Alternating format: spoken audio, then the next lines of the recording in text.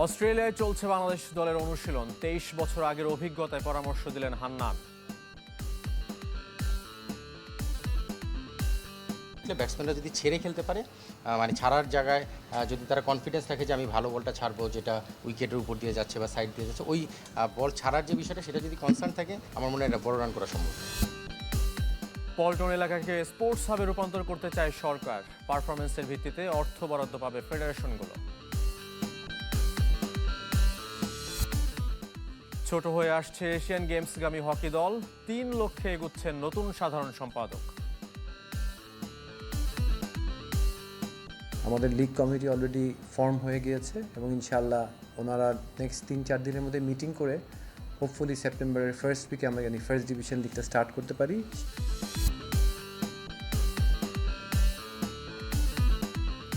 সবাইকে আমন্ত্রণ। প্রোসেন সিটি হোয়াইট প্লাস টুথপেস্ট স্পোর্টস 24 আপনাদের সাথে আছি আমি শাফায়েত মিদুল। শিরোনাম শুনছিলেন এবার বিস্তারিত। শুরুতে বাংলাদেশের অস্ট্রেলিয়া সফরের খবর জানাবো। ডারউইনে দ্বিতীয় দিনের মতো অনুশীলন করেছে বাংলাদেশ দল। এই দিনে ছিল না স্কোয়াডের সব ক্রিকেটার। লিটন, সৌম্য, হাসান মাহমুদরা দলের সাথে যোগ দিলেও মাঠে যাননি। দ্বিতীয় দিনেও স্কোয়াড পূর্ণতা পায়নি। লিটন, সৌম্য, হাসান মাহমুদরা যখন ডারউইনে পৌঁছায় তখন ভোরের আলো ফুটেছে মাত্র। তার কয়েক ঘন্টা পরই মারারা ক্রিকেট গ্রাউন্ডে প্রথম বহরের ক্রিকেটাররা। অস্ট্রেলিয়ার উত্তরের শহরটির তাপমাত্রা 35 ডিগ্রি ছুঁই ছুঁই, অনেকটা বাংলাদেশের মতো। তাই আবহাওয়ার সাথে মানিয়ে নেবার প্রয়োজন নেই। হালকা ওয়ার্ম আপের পর স্কিল ট্রেনিংয়ে বেশি মনোযোগী ক্রিকেটাররা, বিশেষ করে টপ অর্ডাররা। তানজিদ তামিম, সাদমান ইসলাম, নাজমুল শান্তরা লম্বা সময় নেটে ব্যাটিং অনুশীলন করেছেন। মুশফিকুর রহিমের জন্য প্রতিটা দিন বিশেষ। ক্যারিয়ারের অন্তিম লগ্নে এসে প্রথমবার অস্ট্রেলিয়ার মাটিতে টেস্ট খেলতে যাচ্ছেন মিস্টার ডিপেন্ডেবল। নিজের সেরাটা দিতে প্রস্তুত হচ্ছেন মুশফিক। খালেদ আহমেদ, তাইজুলরাও নিজেদের ঝালিয়ে নিয়েছেন। স্থানীয় বোলাররাও টাইগারদের অনুশীলনে সহযোগিতা করেছে। বৃহস্পতিবার 3 দিনের প্রস্তুতি ম্যাচ খেলবে বাংলাদেশ। উইকেট আর কন্ডিশনের সাথে কতটা মানিয়ে নিতে পেরেছে তার পরখ হবে সেদিন। পাশাপাশি ব্যাটারদের বড় রান করার চ্যালেঞ্জও থাকছে। তার আগে বুধবার স্কোয়াডের 16 ক্রিকেটার নিয়ে অনুশীলন করতে পারবে টিম বাংলাদেশ। আশিক রুদ্র, চ্যানেল 24। অস্ট্রেলিয়ার মাটিতে 23 বছর পরও একই চ্যালেঞ্জ, একই পরীক্ষা। তবে সামর্থ্য বিবেচনায় এবার আগের চেয়ে ভালো করবে বাংলাদেশ, এমন আশা 2003 সালে অস্ট্রেলিয়া সফরে টাইগারদের সেরা ব্যাটার হান্নান সরকার। ব্যাটারদের নানা পরামর্শ দেন তিনি। মধুর স্মৃতি কে না রোমন্থন করতে চায়। হান্নান সরকারও ফিরে গেলেন 23 বছর আগে। অস্ট্রেলিয়ার মাটিতে ম্যাকগ্রা, গিলেস্পি, ব্রেটলিদের পেস অ্যাটাকের বিরুদ্ধে জোড়া 50 করেছিলেন। এবারও মাইটি অস্ট্রেলিয়ার পেস অ্যাটাকে স্টার্ক, কামিন্স, হ্যাজেলউড প্রায় 2 যুগ পরও অজিদের সমান শক্তিশালী দেখছেন হান্নান। আমার মনে হয় যে খুব টাফ টাইম দিবে আমাদেরকে, যেটা আগেও দিয়েছিল 2003-এ, 2026-এ এসেও তার ব্যতিক্রম হবে না। টাফ টাইম দিবে, বাট ব্যাটসম্যানরা এখন অনেক সচেতন এবং একটা বড় অ্যাডভান্টেজ হচ্ছে আমাদের এই ব্যাটসম্যানরা এখন তাদের সম্পর্কে জানে। আমরা কিন্তু জানতাম না, সেটার সঙ্গে কম্পেয়ার করলে আমাদের ব্যাটসম্যানরা জানে এবং অ্যানালাইসিস করার অনেক সুযোগ রয়েছে, কিছুটা আইডিয়া নেওয়ার সুযোগ রয়েছে। তবে 23 বছর আগে অত সুযোগ সুবিধা ছিল না। এখন ভিডিও অ্যানালাইসিস থেকে শুরু করে সব ধরনের প্রযুক্তি হাতের নাগালে। অস্ট্রেলিয়ার মাটিতে ভালো করা সমান চ্যালেঞ্জিং হলেও সামর্থ্য বেড়েছে বলে মনে করেন হান্নান সরকার। আমাদের বাংলাদেশ ক্রিকেটে 23 বছর যেখানে উঠে এসেছে, আমি বিশ্বাস করি আমাদের দল যথেষ্ট প্রিপেয়ার্ড হয়ে সেখানে খেলা শুরু করবে এবং আগের চেয়ে মানে 2003-এর সঙ্গে কম্পেয়ার করলে নিশ্চিতভাবে আমরা ভালো কিছু রেজাল্ট আশা করতেই পারি। অনুজদের নানা পরামর্শও দিলেন সাবেক ব্যাটার। বাউন্সি উইকেটে টিকে থাকতে ধৈর্যের পরীক্ষায় পাশ করতে হবে। সৌম্য সরকার, তানজিদ তামিমরা তা পারবেন বলেই বিশ্বাস হান্নানের।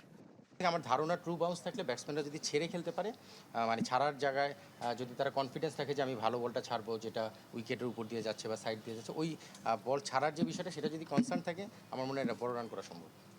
আর অজি ব্যাটারদের মোকাবেলায় মাঠে নামার আগে পিছিয়ে বাংলাদেশ। ট্রাভিস হেডের মতো আগ্রাসী ব্যাটারকে বড় ইনিংস খেলতে না দেওয়ার কঠিন চ্যালেঞ্জ নিতে হবে টাইগার বোলারদের। হয়তো সে কুইক রান করে দিবে, কিন্তু ওই রানটা বড় করতে পারে না যেন, সেটা ইনশিওর করতে হবে। ইকরাম হোসাইন, চ্যানেল 24, ঢাকা। স্পোর্টস হাবে রূপান্তর হবে জাতীয় স্টেডিয়াম এলাকা। পরিবার নিয়ে ঘুরতে যেতে পারবেন যে কেউ। আগামী 3 থেকে 6 মাসের মধ্যে তা বাস্তবায়ন করতে চায় জাতীয় ক্রীড়া পরিষদ। এমন প্রতিশ্রুতি দিয়েছে নতুন পরিচালক ক্রীড়া জাহেদ পারভেজ চৌধুরী।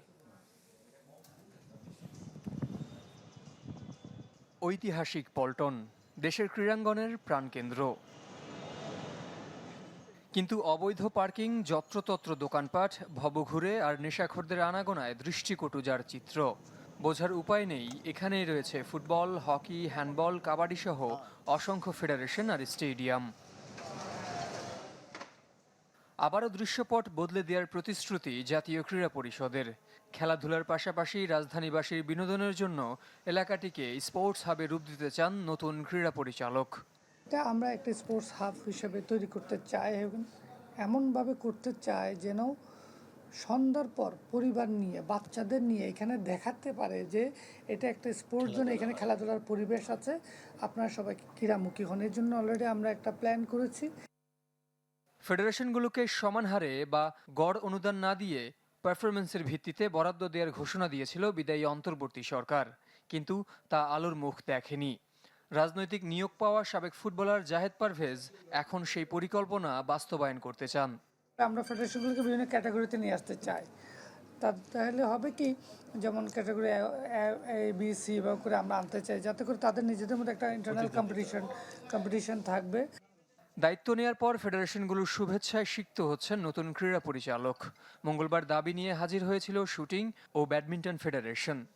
আমাদের পাশে যে জায়গাটা আছে, এটা যদি আমাদের কোনো আপনি যেটাকে বলি প্রি ফেব্রিকেটেড অথবা হচ্ছে ইয়ে দিয়ে করা, এখন 5 তলা এখন 20 তলা ভবন হয়, এই বিষয়টা আমার ওনার কাছেও মানে আমাদের পক্ষ থেকে আন্তরিক অনুরোধ যে তাইলে আমাদের আর অন্য কোনো কাছে যাইতে হবে না, কোনো ভেন্যু যেতে হবে, আমরা এখানে ইনশাল্লাহ নিশ্চিন্ত মনে ইন্টারন্যাশনাল করতে হবে। মন্ত্রী মহোদয় নিজে অলরেডি কয়েকটা জায়গায় ভিজিট করেছেন, অলরেডি বিভিন্ন ফেডারেশনে গিয়েছেন।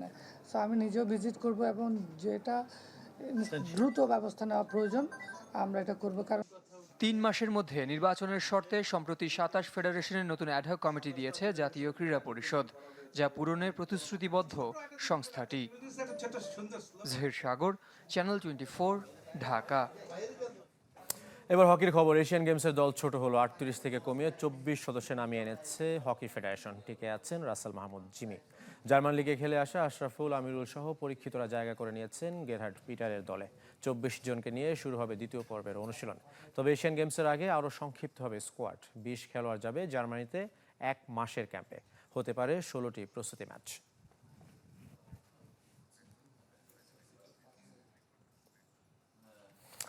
তিন লক্ষ্য নিয়ে এগোচ্ছে হকি ফেডারেশনের অ্যাডহক কমিটি। এশিয়ান গেমসের আগে জার্মানিতে হবে বিশেষায়িত ক্যাম্প, ঘরোয়া লিগ নিয়ে আছে পরিকল্পনা। সরকারিভাবে না হলেও নিজ খরচে হবে জিমনেশিয়াম সংস্কারের প্রতিশ্রুতি দিয়েছেন অ্যাডহক কমিটির সাধারণ সম্পাদক ইশতিয়াক সাদেক।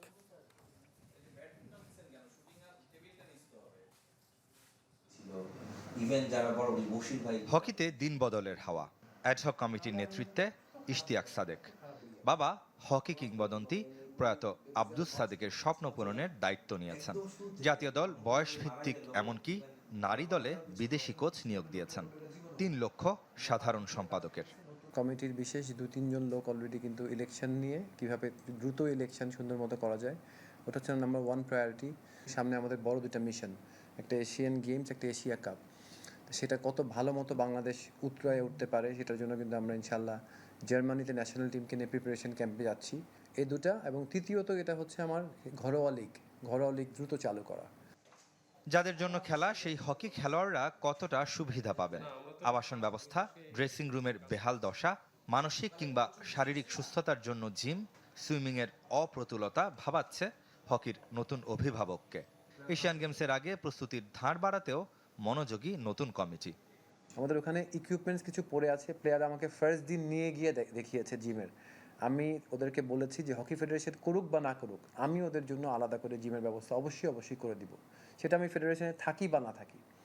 এর বাইরে ওনারা মাঝে মাঝে হয়তো সুইমিং করতে চায়। এখন কারেন্টলি আমি উইকলি 2 দিন ফার্স্ট হোটেলে ব্যবস্থা করে দেওয়া হয়েছে জিম এবং সুইমিংয়ের।